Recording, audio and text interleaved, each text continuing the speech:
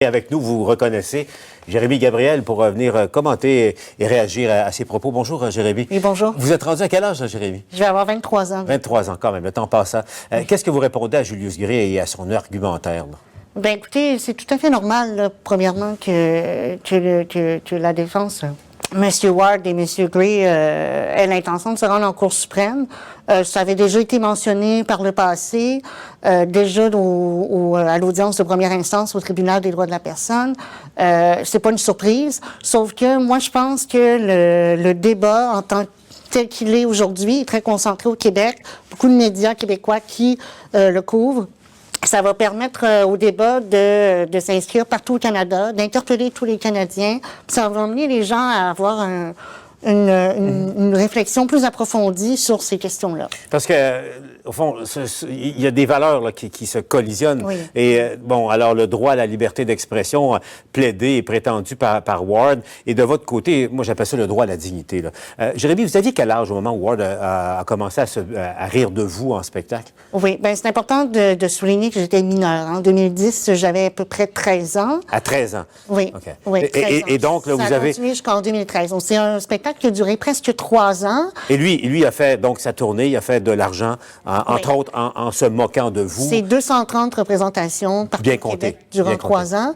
La première fois que vous avez entendu parler de ça, comment ça s'est fait? C'est, j'ai vu ça sur Internet la première fois, j'avais peut-être 13 ans ou 14 ans même, je me souviens plus exactement, mais ça a été un choc. Premier choc, là, c'est sûr que on s'attend pas à entendre des choses comme ça. On s'attend pas à ce que quelqu'un se mette à rire du fait qu'on meurt comme ça. Encore moins du fait que les gens accueillent ce genre de blague-là comme si... c'est un gros choc là, pour mon estime sur l'identité que j'ai dû construire par la suite. Là, ça a été très difficile.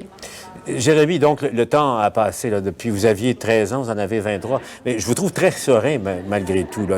Premièrement, au plan rationnel, oui, c'est un débat maintenant qui va faire école. La Cour suprême va rendre un jugement fondamental. C'est vrai que vous subissez encore les contre-coups de ça. Racontez-moi ça. Oui, bien encore aujourd'hui, des fois, je peux me promener sur les réseaux sociaux, d'abord et avant tout.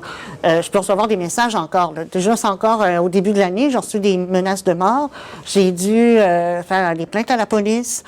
J'ai dû aussi, je reçois des messages haineux pas mal toutes les semaines là, sur les réseaux sociaux. Puis même en public, là, je peux me promener dans la rue, au restaurant ou à quelque part, puis il y a des gens qui peuvent me crier après, dire hey, t'es pas encore mort, toi, c'est quand que tu vas crever. Et ça, c'était une des blagues de Ward. Là. Oui, c'était une des blagues de Ward. C'est pas, ça vient pas du Saint-Esprit, là, ce genre de blagues-là. C'est des blagues qui proviennent d'un humoriste qui est nommément identifié, c'est M. Ward, et qui ont eu un impact encore aujourd'hui en 2019, même 7 ans après la fin du spectacle.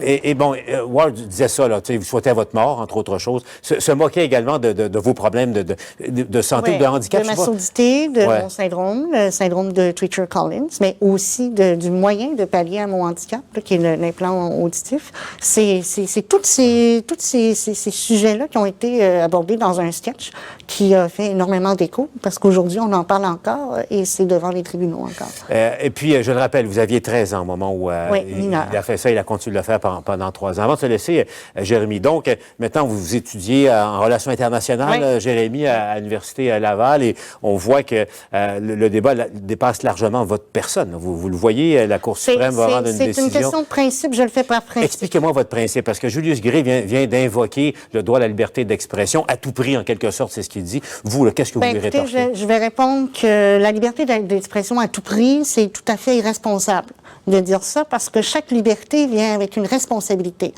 Ce que les humoristes font, ce que M. Gray font, c'est dire on peut dire ce qu'on veut et on ne peut pas être tenu responsable de nos propres dires.